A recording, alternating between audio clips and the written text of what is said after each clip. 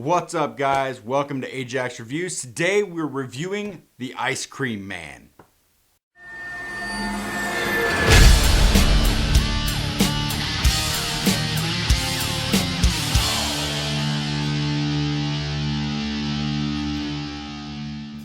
Directed by Norman Apstein.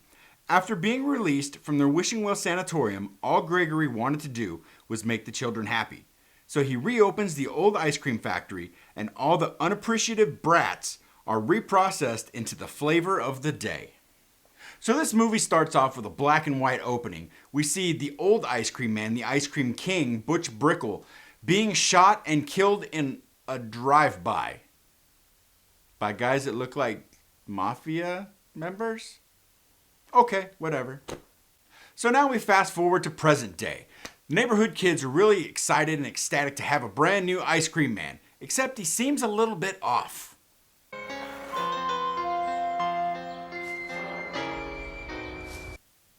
Is that? I guess they wanted Macaulay Culkin, but they had to settle for the Great Value version instead. So Clint Howard is selling his ice creams all up and down the street. The kids seem happy, except for the ones that are kind of unappreciative. The ones that are not saying thank you, he's like being kind of a dick to, but that's okay. He ends up kidnapping somebody. We don't know. We assume it's a kid, but it turns out later that it's not. So he kidnaps somebody, has him in the freezer in his truck, gets out of his truck, ends up killing his nurse's dog.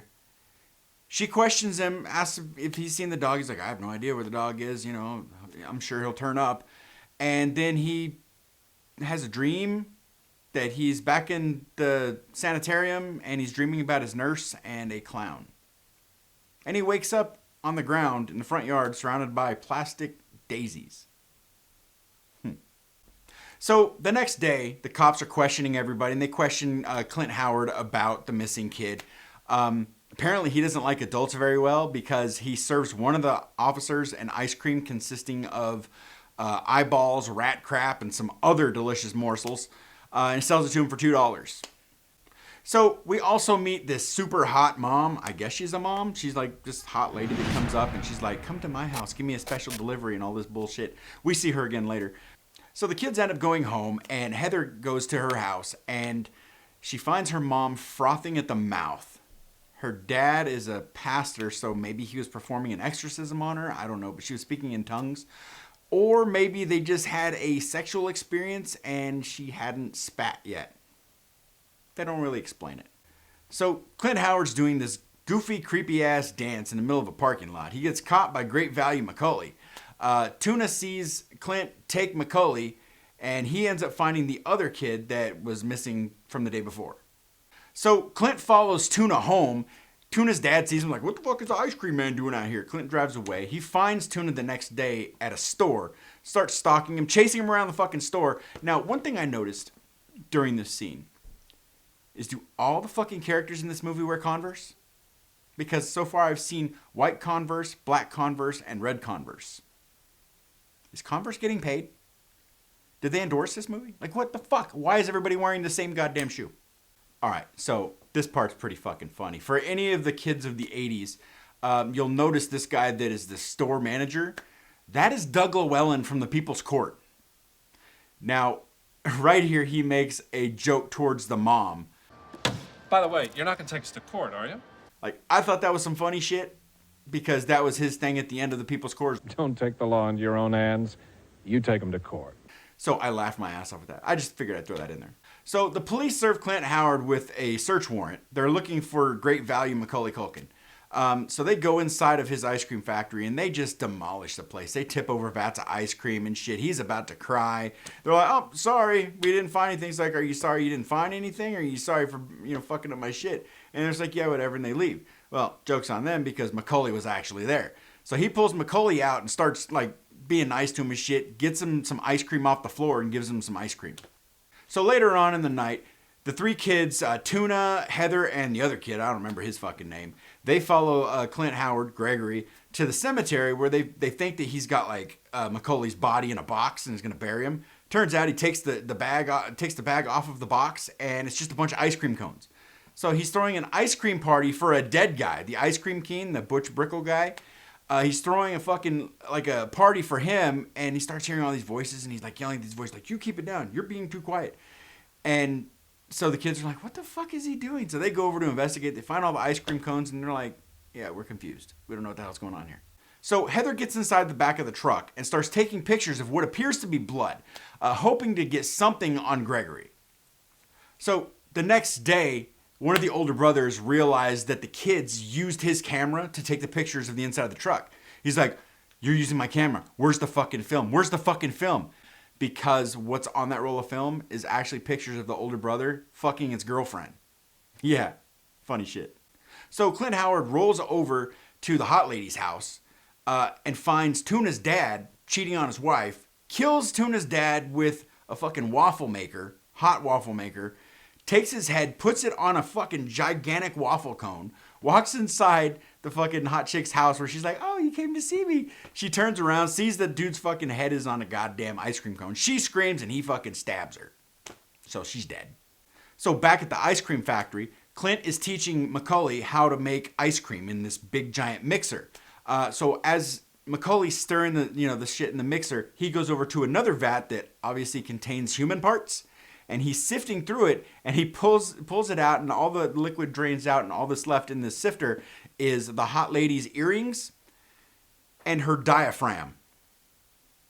Oh yeah, her fucking diaphragm that's great shit. So the cops end up going to the sanitarium where Clint was, find out about his nurse Warden, about how she would give ice cream to all the inmates, and how Clint, or Gregory, was her favorite, and how now she is technically his legal ward. So they also find out that the guy they're talking to isn't actually a doctor. He's one of the inmates. The inmates are fucking running around loose in this goddamn asylum, whereas all the doctors have been fucking lobotomized. And so the cops start kicking the guys' asses and, shooting fucking warning shots and all this shit, get in their car, and they take off. So Clint ends up kidnapping Tuna, or abducting Tuna, throws him in the back of the truck in the freezer, and drives off. The other kids go over to the older brother and say, hey, we need help to get the cops. He's like, fuck that, let's do this ourselves. So he thinks he's a wannabe cop. So he gets in the car with the kids and his girlfriend, drives over to the factory, pulls out his gun, walks throughout the factory. Clint gets the fucking, the drop on him, takes his jacket, goes outside, sits down in the car, looks over at his girl's like, hi. She freaks out. He fucking stabs her in the fucking mouth. The fucking kids take off running. It's great shit, dude. This is getting better and better. So the kids scatter away from the car. They take off running. Clint's behind them. They get to a cop car. They open the door. They find 2 dead cops in there missing their heads. About that time, 2 heads pop up from the side of the car. It's Clint with fucking ice cream scoops, working their fucking mouths with the fucking triggers of the ice cream scoops, making them talk, going, oh, hi kids, don't you trust me? Yes, you should always trust a police officer. And then he fucking pops up. It's so funny. Sorry if I'm rambling, but it is fucking funny. It had me laughing. So he's chasing the kids with fucking puppet heads from these cops. They run into Nurse Warden's fucking house. They're like, hey, he's after me. She thinks they're playing hide and go seek, so she takes the kids into her house, eventually giving the kids up to Clint after he disposes of the cops with 2 giant fucking ice cream scoops, knocking them out. Tuna gets free, and yeah, it's just a big fucking melee erupts. So during this big-ass melee, Macaulay comes out with a picture of Butch Brickle shining a light on it saying, oh, look at me, it's me, I'm Ice Cream King, follow me. So he leads Clint into the ice cream factory, where Clint is so fucking nuts that he thinks that this picture is the actual guy. Follows him, he leads him into the giant mixer where the mixer sucks him in and chops his fucking body up. That's the movie. And then it ends with Macaulay hallucinating in therapy, thinking that he's an ice cream man, setting it up for a sequel that never happened. Now it's time for the things that I liked about this movie. There's actually a lot. This movie is kind of in the vein of Dr. Giggles meets The Goonies. It was really fun to watch. It was entertaining. I had a good time watching it. The kills and the gore were decent, and the acting actually wasn't too bad for having such a young cast. And not to mention Clint Howard. I mean, how can you not like everything that guy's in? He's fucking great. Now for what I disliked. There's really not a lot to dislike about this movie. The movie set out to do what it intended to do, just being fun. I guess if I had to pick one thing from this movie that I didn't like was some of the effects. Maybe the eyeballs inside of the back of the truck weren't really good. You could tell they were plastic. But other than that, I mean, I fucking enjoyed it, man. So in conclusion, this movie had me entertained from start to finish. It had a great cast, including Sandahl Bergman, who played Valeria in Conan the Barbarian, Olivia Hussey from Black Christmas and Psycho 4, Doug fucking Llewellyn from The People's Court, David Naughton from American Werewolf in London, David Warner from Titanic and Scream 2, and Jan Michael Vincent, who happens to be one of my mom's favorites, who was in the TV show Airwolf in the 80s.